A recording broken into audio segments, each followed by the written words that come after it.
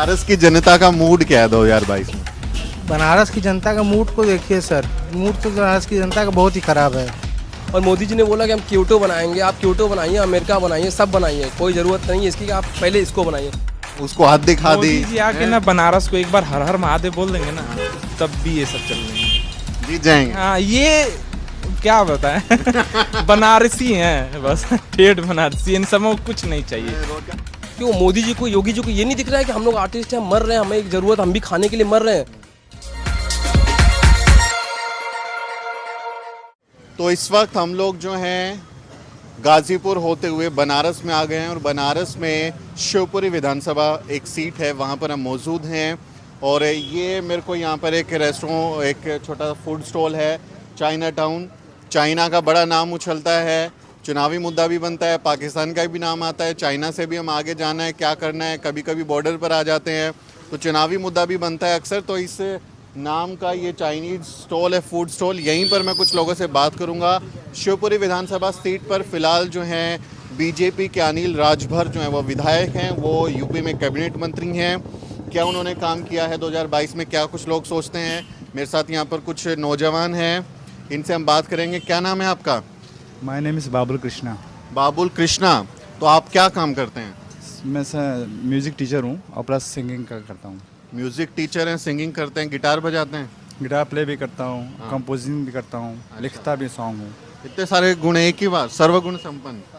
नहीं कह नहीं सकते पर कोशिश कर रहे हैं। कोशिश कर रहे हैं। तो अभी कुछ काम प्रोफेशनली क्या करते हैं, मतलब इसी से पेट भर जाता है या कुछ और काम करना पड़ता है? म्यूज़िक टीचर हूँ स्कूल में, ग्लेन हिंदी स्कूल में म्यूजिक? हाँ, ग्लेन हिंदी स्कूल। अच्छा, तो बढ़िया चल रहा है काम? हाँ, क्या प्राइवेट जॉब है? प्राइवेट है।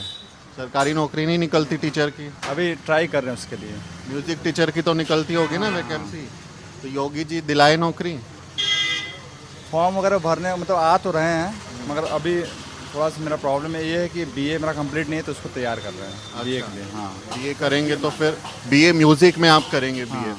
तो इधर बनारस में मोदी यहाँ से जो है वो सांसद हैं, अनिल राजभर कैबिनेट मंत्री हैं। इधर बनारस में किस तरह का, आपकी विधानसभा एरिया में किस तरह का माहौल है? क्या विकास हुआ है कुछ? सर हमें तो अभी फ़िलहाल कुछ इस तरह का दिखा नहीं। वो तो कह रहे थे वाराणसी को क्योटो बनाएंगे। हाँ, अभी तो काफ़ी सारे गड्ढे वगैरह हैं, हर जगह जिधर जाइए उधर गड्ढे मिलते हैं, तो हमें नहीं लगता अभी कोई काम हुआ है उस पर। अच्छा, आप अपना नाम बताएं, क्या नाम है? मेरा नाम हैप्पी मिश्रा है और मैं डांस टीचर हूँ। हैप्पी मिश्रा, और आप डांस टीचर यानी कोरियोग्राफर हैं। आप भी इनके साथ ही स्कूल में? साथ में रहता है, पर मेरा स्कूल में कोई जॉब वॉब नहीं है, मैं खुद का इंस्टीट्यूट चलाता हूँ और वो भी अभी कर्जे में हूँ। जिस हिसाब से महंगाई है उस हिसाब से तो कर्जे में है, क्योंकि रियल मायने में अगर देखा जाए तो लॉकडाउन के चलते बहुत लोग पीछे गए, लेकिन आर्टिस्ट के लिए कुछ नहीं किया गया और ये सच्चाई है। किसी भी आर्टिस्ट के लिए कुछ भी नहीं किया गया है। जो आर्टिस्ट है शुरू से लेकर आज तक खुद से स्ट्रगल कर रहा है। और मोदी जी ने बोला कि हम क्योटो बनाएंगे, आप क्योटो बनाइए, अमेरिका बनाइए, सब बनाइए, कोई ज़रूरत नहीं है इसकी कि आप पहले इसको बनाइए। पहले हम जैसे आर्टिस्टों की तो वैल्यू करिए। अगर अभी कोई शो होता है, चुनावी मुद्दा को लेकर शो होता है, उसमें क्या होता है, आर्टिस्ट को बुलाया जाता है और आर्टिस्ट जाता है, परफॉर्म करता है स्टेज पे, तो सिर्फ हमें तालियों तक ही इज्जत मिलती है। पैसे की बात होती है तो कोई पूछता ही नहीं है, कोई कुछ करता ही नहीं है, पूछने भी नहीं आता कि भाई कुछ खाए हो कि नहीं, पिए हो कि नहीं। कोई ये भी नहीं बोलता कि आपने कुछ पिया है, पानी पिया नहीं। हम सुबह से लेकर मॉर्निंग टाइम, नेताजी के आते से लेकर जाते टाइम तक हम खड़े होकर वहाँ पे बस ये बोलते रहते कि अब हमारा शो है, हम ये करेंगे, और हम कर रहे हैं, पब्लिक देख रही है। और जैसे ही नेताजी आते हैं, पब्लिक हमें छोड़ के नेताजी के पास जाती है और वहाँ पे वैल्यू उनको देती है। हमें जब देना होता है तो हम पैसे के लिए बात करते हैं तो हमें कोई वैल्यू नहीं मिलती है।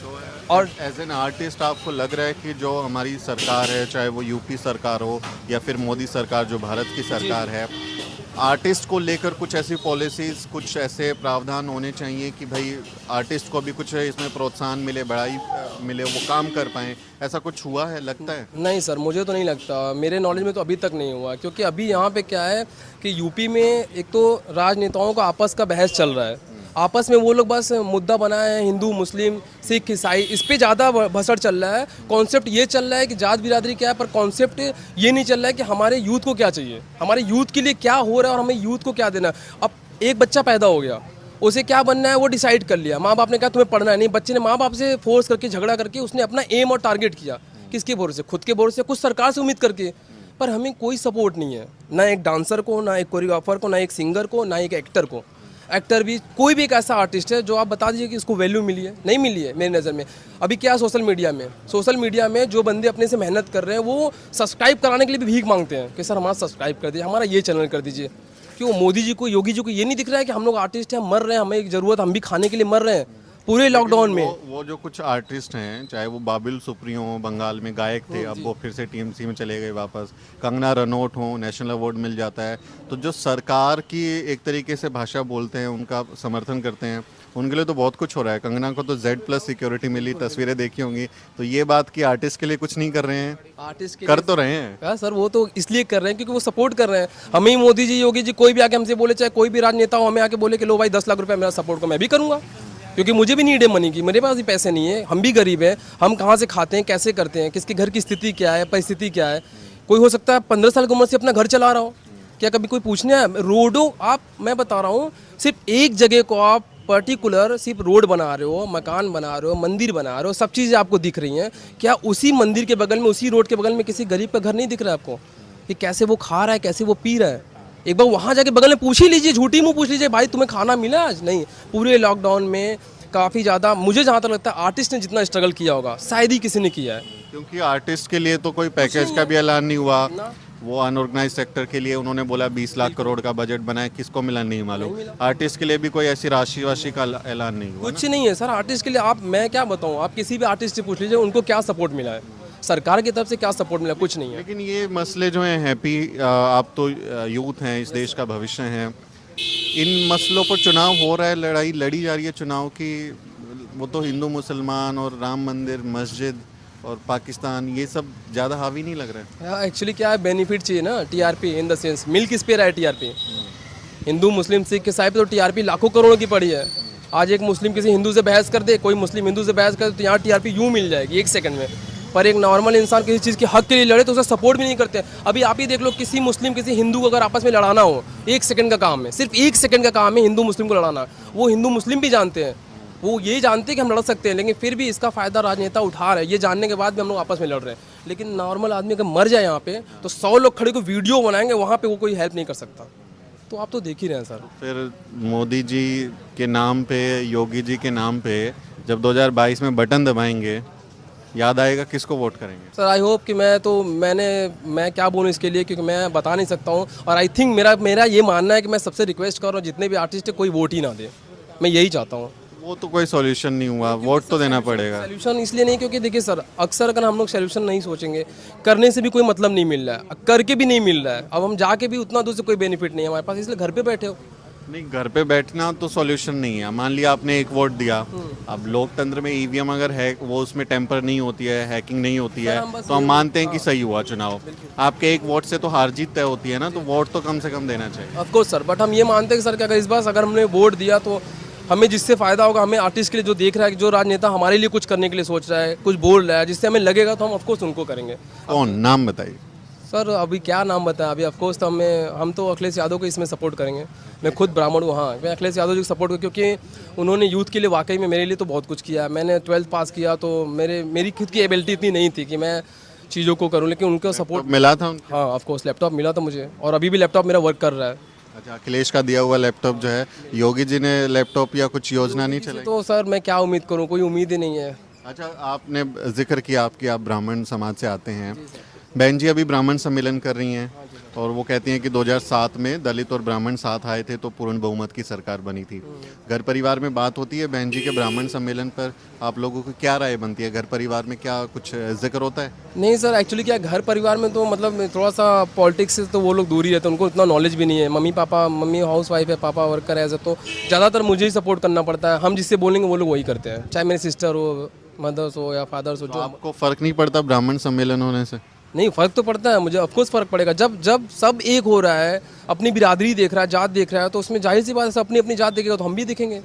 तो उसमें बिरादरी जात का क्या मतलब? अगर हमारा सम्मेलन हो रहा है तो सम्मेलन सपोर्ट करेंगे, क्योंकि मैं अगर एक राजनेता को सपोर्ट कर रहा हूँ जो सिर्फ एक जात को फोकस कर रहा है, तो मुझे कोई फ़ायदा नहीं। ऐसा राजनेता हमें चाहिए नहीं कि सिर्फ जात बिरादरी को फोकस करे। क्या तो ऐसा करो, सब इंसान को एक तरीके से देखो और फोकस करो कि यूथ को ज़रूरत क्या है, यूथ को क्या चाहिए। एक बार यूथ से बात करिए। मैं ये कह रहा हूँ कि अगर आप लोग ऑनलाइन आगे क्या यूथ से बात नहीं कर सकते हैं, बातें नहीं कर सकते, कलाकार से बात नहीं करे, एक आर्टिस्ट से बात नहीं करते हैं, एक तो ज़रूरत तो पूछ लो एक बार आप लोग यार। सर हम लोग बहुत उम्मीद से वोट दिए हैं आपको सर, बहुत उम्मीद से दिए हैं कि कुछ तो सर एक बार पूछ लीजिए। अच्छे दिन का वादा किया था, अच्छे दिन आएंगे। अच्छा, योगी जी ने बड़े पोस्टर लगाए हैं, मैं बार बार इस सवाल को पूछता हूँ उन लोगों से। दिल्ली एनसीआर में खूब पोस्टर लगाए हैं हम जहाँ से आए हैं कि यूपी को उत्तर प्रदेश से अभी उन्होंने उत्तम प्रदेश बना दिया और बहुत मतलब सुविधाएं हो गई हैं। योगी जी के काम से खुश है यूपी वाले? नहीं सर, उतना नहीं है। पेट्रोल के दाम बढ़े हुए हैं, 100 रुपये लीटर, खुश तो नहीं है। तो फिर यूपी में जब वोट देंगे, चुनाव आएगा, तो वोट योगी को दीजिएगा किसी और को दीजिएगा? सर ये भी बताना जरूरी है। सीक्रेट है जी। लेकिन आपकी बातों से लग रहा है कि नाखुश हैं, तो उनका पता कट गया। कुछ भी कह सकते हैं। कुछ भी कह सकते हैं। भाई साहब बात करिएगा, क्या नाम है आपका? अंकित कुमार। अंकित कुमार, क्या काम करते हैं अंकित? मैं पढ़ाई करता हूँ। क्या पढ़ाई कर रहे हैं? मैं ग्रेजुएशन करता हूँ। क्या ग्रेजुएशन में? बीए करता हूँ। बीए कर रहे हैं। BA honours. तो आगे कुछ नौकरी तैयारी है या बिजनेस करना है, क्या करेंगे? नौकरी तैयारी है आगे, जो है कि नौकरी तो मिल ही नहीं रही है। पहली बात, जो योगी सरकार मोदी सरकार जो काम कर रहा है, जो फॉर्म जो निकल रहे हैं वो निरस्त हो जा रहे हैं, फिर जो हो रहे हैं तो उनका जो पेपर लीक हो जा रहा है, जो है कि तो वो मतलब अभी तो मतलब बेरोजगार ही हैं, नौकरी की तलाश में हैं। तब तक कोई भी रोजगार ढूंढ ही रहे हैं हम लोग, और क्या करें। तो योगी जी और मोदी जी कह रहे हैं कि आत्मनिर्भर बनिए, आत्मनिर्भर बनिए, खुद ही देखिए अपना हिसाब किताब। आप आत्मनिर्भर बनिए, काहे नौकरी वोकरी ढूंढ रहे हैं? आत्मनिर्भर बनिए तो कैसे बने? आत्मनिर्भर उन्होंने जब नौकरी जो है निकाली है, अगर आप वो पेपर जो है निरस्त करवा दोगे, या पेपर आप निकलवा रहे हो, या उसको जो है कि लीक पेपर जो है लीक करवा दे रहे हो, तो आप निर्भर कैसे बनेंगे? आप खुद से तो बन नहीं पाएंगे। किसी प्रोफेशन, किसी आइडियाज के कारण बन सकते हैं आप, तो आप निर्भर कैसे बन पाएंगे आप? तो ये शिवपुरी विधानसभा क्षेत्र में हम खड़े हैं। अनिल राजभर यहाँ से विधायक हैं, उनके काम को 10 में से कितने नंबर दीजिएगा? अनिल राजभर जी को 10 में से जो है कि हम देना चाहेंगे 3 नंबर। 3 नंबर, मतलब बहुत ज़्यादा नाखुश नज़र आ रहे हैं। हाँ, नाखुश। यहाँ का जो है कि यहाँ का रोड जो है हर एक चीज़ का, मतलब रोड तो छोड़िए, यहाँ गड्ढे जो हैं अभी तक गड्ढे नहीं। योगी जी ने बोला था कि जून तक जो है कि 23 जून तक गड्ढे जो यहाँ के मुक्त हो जाएंगे, पूरे गड्ढा मुक्त हो जाएंगे। और मैं अभी गाजीपुर से आया हूँ, हिलते डुलते आया हूँ एकदम सर। यहाँ से आप काली मंदिर से रिंग रोड तक अगर आप रोड को देख लेंगे तो आपका शरीर जो है एक एक कोना जो है रात को दर्द करने लगेगा सर। योगी जी और मोदी जी को अभी किसी दिन घुमाएं यहाँ सड़कों पे? सर घूमेंगे क्या, वो तो वीआईपी एरिया से आएंगे, वीआईपी एरिया से चले जाएंगे सर। उन्हें तो ये रोड दिखेगा नहीं सर, और ना सर किसी कार्यकर्ता को सर दिखेगा भी तो ये रोड बनेगा, इतना टाइम आएगा, ये टाइम आएगा, वो टाइम आएगा। क्यों आप क्योटो में रहते हैं? हाँ, क्योटो जापान में, वो कह रहे थे हम बनारस को क्योटो बनाएंगे, तो बन गया क्योटो? बन गया सर क्योटो, देख तो लीजिए सर। वीजा तो नहीं लगता है? नहीं सर, वीजा नहीं लगता है सर। यहाँ पे आधार कार्ड ही चलता है सर यार। तो बनारस की जनता का मूड क्या है 2022 में? बनारस की जनता का मूड को देखिए सर, मूड तो बनारस की जनता का बहुत ही ख़राब है। योगी जी को, मोदी जी को लोग जो है कि बोल ही रहे हैं कि 2022 में अखिलेश आएंगे। पूरा बनारस जो है अखिलेश कर रहा है सर, ठीक है सर। और बनारस में जो योगी जी ने, मोदी जी ने सर काम किए हैं जो, वो वीआईपी एरिया में ही हुए हैं सर। आप देखेंगे तो सर वीआईपी एरिया में ही वो दिखेगा, वो सर इधर के एरिया में नहीं दिख सकता है सर आपको। आप क्योंकि यूथ हैं, जवान हैं, देश का भविष्य हैं, और मोदी जी बार बार कहते हैं कि हमारे युवा पीढ़ी, और लेकिन जो बीजेपी की जो राजनीति है उसमें बहुत बार हिंदू मुसलमान और चीन पाकिस्तान इस तरह के शब्दों का इस्तेमाल होता है। सोशल मीडिया, व्हाट्सएप पे पता नहीं किस तरह की वो मीम्स और इन्फॉर्मेशन शेयर होती है। तो आप अपने दोस्तों के साथ बातें करते हैं तो ये जिक्र होता है कि क्या चल रहा है देश सर? क्या चल रहा है देश में सर? देश में जो है कि हर आदमी जो है कि बेरोजगार हो जा रहा है सर। गरीब सर जो है कि गरीब ही रह रहा है, अमीर और अमीर होते जा रहा है सर। लेकिन पाकिस्तान पे एयर स्ट्राइक किए, वो उससे खुश नहीं हुए आप लोग? उससे तो खुश हैं सर, उससे खुश हैं सर, मगर सर जो एंटी करप्शन हो जा रहा है सर, लड़कियों का रेप हो जा रहा है सर, इसके लिए क्या करे सर? सरकार कुछ नहीं कर रही है। खुले आपके लिए चीन पाकिस्तान से ज़्यादा ज़रूरी है शिक्षा, स्वास्थ्य, सुरक्षा। अच्छा, और सर गर्ल्स की सेफ्टी बहुत ज़रूरी है सर हमारे देश में। बेटी पढ़ाओ बेटी बचाओ वाला नारा काम नहीं कर रहा? नहीं सर, अभी कहाँ काम कर रहा है सर। वो नारा एक था बस सर, वो एक हेडलाइंस थी सर, थॉट था, बेटी बचाओ बेटी पढ़ाओ सर। बेटियां कह रही हैं बचाओ बचाओ, क्योंकि हालत आगे हाथरस में हमने देखा, उन्नाव में हमने देखा किस तरह के हालात हुए, तो वो भी सुरक्षित उस तरह से नहीं है। नहीं है सर। तो ये बनारस के क्योटो में भी जो है उस तरह की सुरक्षा नहीं है। अमित है मेरे साथ में। अमित, आप से भी मैं जानना चाहूँगा कि ये बनारस में मैं बात कर रहा था क्योटो बन रहा है, ये तो क्योटो बन गया है, तो आपको भी लग रहा है क्योटो में मतलब हवाओं में कुछ कुछ उड़ रहा है, जमीनें जो है वो हवा में उड़ रही अपने है, आप धूल कुछ का कुछ हो गए कैसा लग धूल उड़ रहा है? रही है हवाओं में। धूल उड़ रही है। हाँ, ये समझिए कि अब ये बनारस की ऐसी कोई रोड नहीं है जिसपे गड्ढा ना हो, रोज एक्सीडेंट होता है।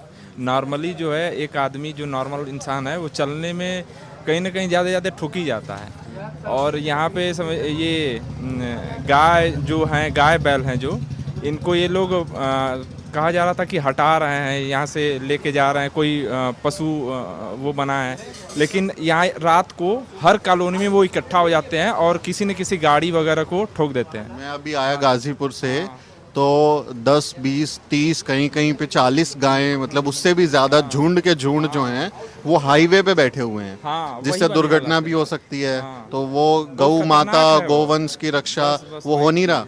वो एकदम नहीं हो रहा है। अब उससे क्या है कि सब लोग गाय को तो समझिए कि जो ये किसान वगैरह जो गाय पालते हैं वो लोग भी पालने में डर रहे हैं कि आखिर में करेंगे क्या उसका, जब वो बुढ़ी हो जाएगी उसका क्या किया जाएगा, स्लॉटर होगा नहीं उसका, ऐसा कुछ ये लोग एकदम पूरा कड़ा कानून बना दिए, तो उस पर लोग बहुत वो हैं, डरे हुए हैं। इसलिए गाय ज़्यादा, आपको गाय और बैल ज़्यादा मिलेंगे आपको। योगी जी का सांड। हाँ हाँ, वो बहुत ज़्यादा मिलेंगे रोड पे। और बाकी विकास का है तो बनारस पहले भी था वैसे ही, गलियों का शहर आज भी वैसे ही है, लोग आते हैं जाते हैं, कुछ चेंज दो बार मोदी जी को कैसे जिता दिया?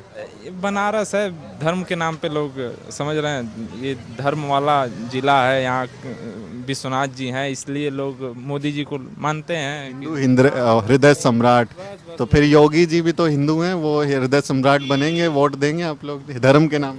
नहीं, हम लोग धर्म के नाम पे नहीं वोट देते हैं। अब उनका तो अब देखिए कार्यकाल कैसा रहा है सब लोग जानते हैं। और यहाँ पे जैसे कि ना अब जो पढ़ा लिखा युवा है ना वो इस चीज़ पे नहीं वोट कर रहा है। अभी जो है फिलहाल वो देख रहा है कि कितना बेरोजगारी, कितना, ये समझिए कि यहाँ पे ये स्तर है कि हमारी लाइब्रेरी चलती है द रीडर्स लाइब्रेरी के नाम से। तो पहले क्या था कि लोग पलायन करते थे दिल्ली वगैरह इलाहाबाद में, लेकिन इस समय क्या है कि लाइब्रेरी एकदम पटी पड़ी है, एकदम फुल है, स्पेस नहीं है और कोई एग्ज़ाम नहीं है, फिर भी लड़के हैं। बेरोजगारी बहुत चरम सीमा पे, अपनी एसएससी अपनी वैकेंसी निकाल रहा है 2000 3000, इससे कुछ नहीं होने वाला है। जहाँ कांग्रेस के समय में 18,000 20,000 ऐसे वैकेंसीज आती थी, ईयरली आती थी, आज वही रेशियो जो है वो 3,000 4,000 मैक्सिमम है ये। और सीपीओ की वैकेंसी एसएससी सारी अपनी वो कर दिया है। जो बच्चा कुचा ये है यूपीपीएससी, तो ये इसकी कितनी वैकेंसी आती है वो जानते हैं, यूपी ट्रिपल एससी कर दिए, उसमें भी नॉर्मली है। तो बेरोजगारी बहुत है, उसका कोई ऑप्शन नहीं है। देखिए कितना हर लोग सरकारी नौकरी तो 1% 1.5% पूरे देश में है सरकारी नौकरी वाले, तो अब उसका कुछ उपाय ढूंढना चाहिए। अब ये लोग क्या कर रहे हैं, स्किल इंडिया वगैरह चलाए, पता नहीं क्या क्या हुआ, कुछ समझ में नहीं आता। आधे लोग आपको मिल जाएंगे इधर ही उधर, तो उसका कुछ असर दिख नहीं रहा। तो फिर वोट देंगे कि नहीं देंगे? वोट क्या बताएं, वोट तो देने लायक नहीं है, लेकिन ऑप्शन नहीं है कोई। मतलब बीजेपी को ही जाएगा वोट? बीजेपी नहीं, अब वो मैनिफेस्टो देखा जाएगा उस समय का कि ये सपा का क्या है, बसपा का क्या है, इसका भाजपा का क्या है। बसपा वाले तो मैनिफेस्टो घोषित ही नहीं करते, वो कहते हैं कि हम वादा नहीं करते, हम निभा के दिखाते हैं। ये भी बात सही है, कहीं कहीं बसपा भी अपने जगह ठीक रहती है।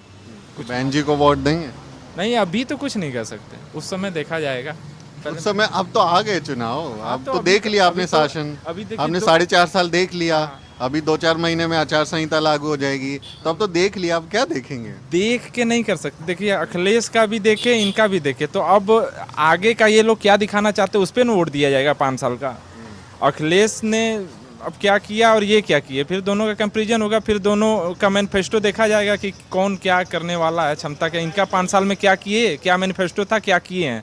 अखिलेश ने मैनिफेस्टो जारी किया था, क्या किया, क्या करेंगे, तो इस हिसाब से देखा जाएगा उस समय। वो तो मैनिफेस्टो जारी कर देंगे, फिर एक दिन मोदी जी आएंगे बनारस में, यहाँ कहीं पे रैली करेंगे बड़ी, तो और वो बोलेंगे भाइयों बहनों मैंने देश को वादा किया था, अच्छे दिन आ गए, अच्छे दिन तो आ गए। वो बस एक चाइना सर- पाकिस्तान उसको हाथ दिखा दी। मोदी जी आके ना बनारस को एक बार हर हर महादेव बोल देंगे ना, तब भी ये सब चल जाएंगे।